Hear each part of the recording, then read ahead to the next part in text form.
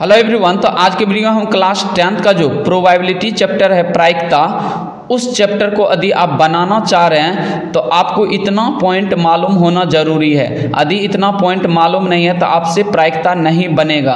तो आप जरूर इस पॉइंट को सारा देख ले कंसेप्ट को, ताकि आपका एक भी क्वेश्चन नहीं छूटेगा प्रायिकता से। तो चलिए हम वीडियो को स्टार्ट करते हैं और सारा पॉइंट आप नोट करते जाइएगा और इसी पॉइंट से सारा आपका सवाल सॉल्व हो जाएगा।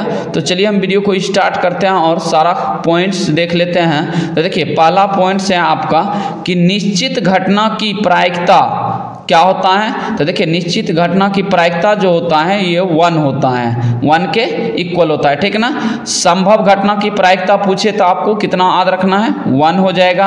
असंभव घटना की प्रायिकता 0।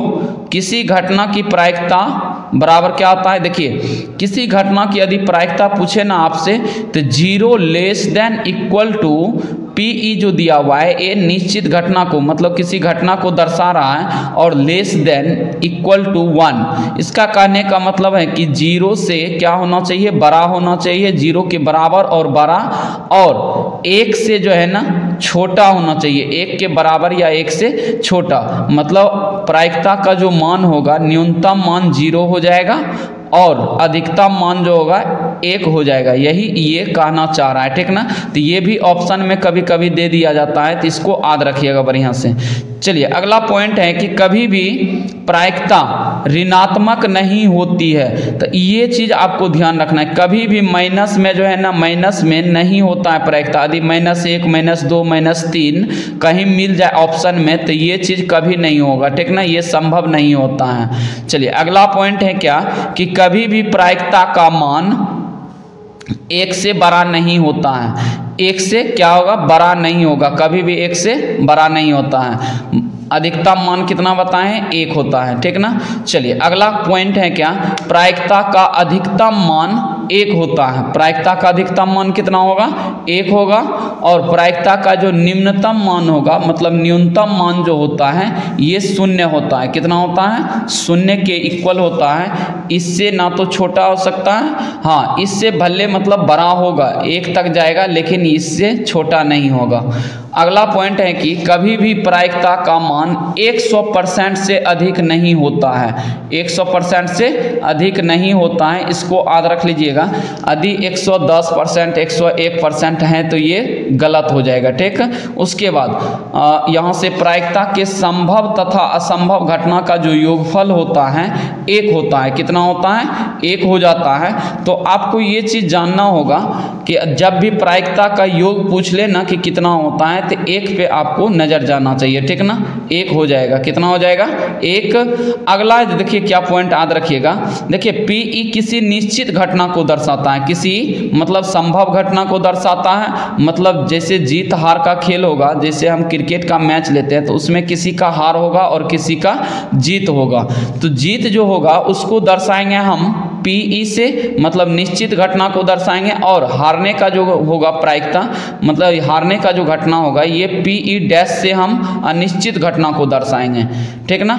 अब देखिए इसी का जो योगफल होता है मतलब पीई प्लस पीई डैश बराबर 1 हो जाता है। अब देखिए इसी से हम 3 फार्मूला को क्रिएट कर सकते हैं। इसमें आपको याद क्या रखना है कि यदि पीई हमको निकालना है, निश्चित घटना की प्रायिकता निकालना है, तो 1 माइनस पीई डैश कर देंगे। देखिए इस फार्मूला पे जो है ना क्वेश्चन हम कैसे सॉल्व कर सकते हैं, तो हम क्या बताएं कि पीई जो है ना किसी निश्चित घटना का होता है प्रायिकता, और यहाँ से पीई डैश दर्शाता है अनिश्चित घटना का।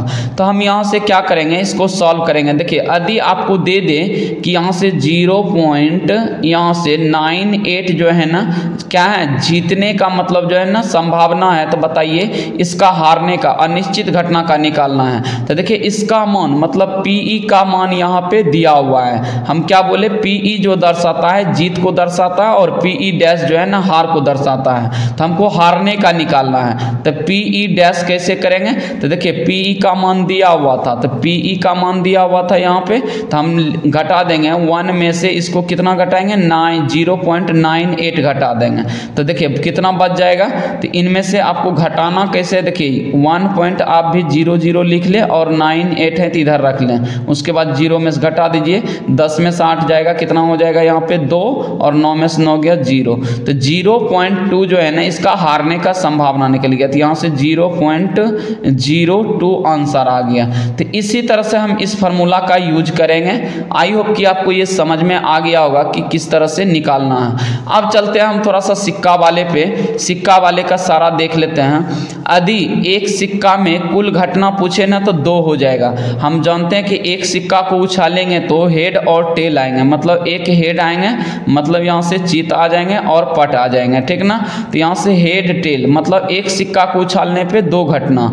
तो इसी में पूछेगा कि एक सिक्का को उछालने पर मतलब जो है ना पट आने की क्या प्रायिकता है। तो देखिए पट आएगा, कोई तो एक ही संभव है पहले, जैसे हम उछालेंगे एक सिक्का को तो या तो चित आएंगे या तो पट आएंगे, दोनों तो एक ही बार नहीं आएंगे, ऐसा नहीं ना होगा। तो कोनो एक होगा। तो हम जो आएगा मतलब जो है ना इसका घटना जो आएगा 1/, इसका कुल घटना को नीचे में रखते हैं तो 1/2 आ जाएंगे। उसी तरह से 2 सिक्का में कुल घटना पूछ रहे हैं तो कुल घटना यदि पूछे ना तो इसका कुल घटना 4 हो जाते हैं। देखिए कैसे, हेड हो जाते हैं, उसके बाद टेल, उसके बाद हो गया हेड टेल आ जाएगा, एगो टेल हेड आ जाएगा, मतलब 4 इसका जो है ना कुल घटना कितना बनेंगे 4।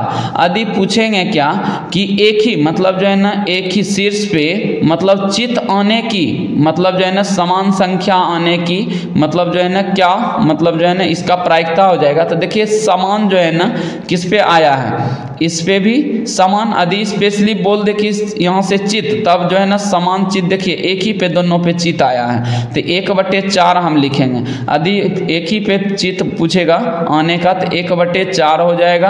यदि कम से कम पूछे ना कि चित आने की प्रायिकता क्या है, कम से कम, तो देखिए चित और पट, तो इसमें भी हेड है, इसमें भी हेड है और इसमें भी हेड है, तीनों में, तो 3/4 हम लिखेंगे।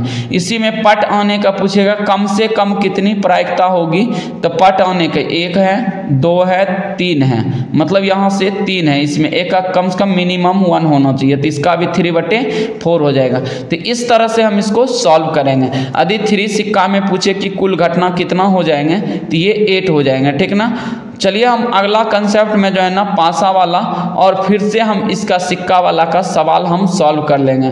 तो आई होप कि आपको ये वीडियो अच्छी लगी होगी। वीडियो अच्छी लगे तो वीडियो को लाइक एवं चैनल को जरूर सब्सक्राइब कर दीजिएगा।